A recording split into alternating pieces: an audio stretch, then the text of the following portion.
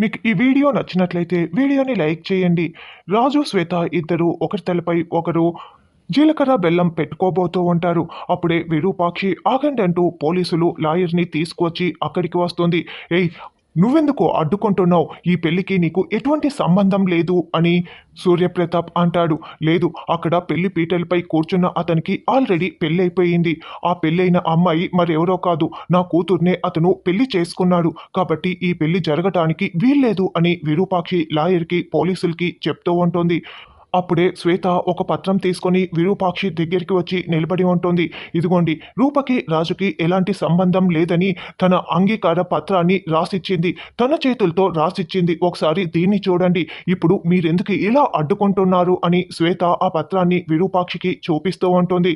"నా కూతురికి, ఈ రాజుకి ఎటువంటి సంబంధం లేదని నా కూతురి నోటి చేతే నేను ఈ మాటలు చెప్పిస్తాను" అని సూర్యప్రతాప్ అంటాడు. అప్పుడు సూర్యప్రతాప్ ఇంటికి వెళ్ళి రూపని ఆటోలో తీసుకొని మళ్ళీ అక్కడికి వచ్చేస్తాడు. రూప రాసిన లెటర్‌ని చూసి విరూపాక్షి ముందే టెన్షన్ పడుతూ ఉంటుంది. ఇక రూప వచ్చి పెళ్లి మండపంలో నిలబడి ఉంటే అప్పుడే విరూపాక్షి, "నీకు, రాజుకి ఎటువంటి సంబంధం లేదని నువ్వు నీ చేతులతో రాసిచ్చావా" అని రూపని విరూపాక్షి నిలదీస్తూ ఉంటుంది. అప్పుడు రూప అవునని తల ఊపుతూ ఉంటుంది. "ఇందాక మీకు పత్రం చూపించాము. ఇప్పుడు రూప తన నోటితోనే తానే రాయిచ్చానని చెప్తోంది కదా! ఇంకా ఏంటి మీరు నమ్మకుండా ఉండటానికని" శ్వేత అంటుంది. దాంతో విరూపాక్షికి ఇక ఏ విధంగా ఈ పెళ్లిని ఆపాలో అర్థం కాకుండా ఆలోచిస్తూ ఉంటుంది.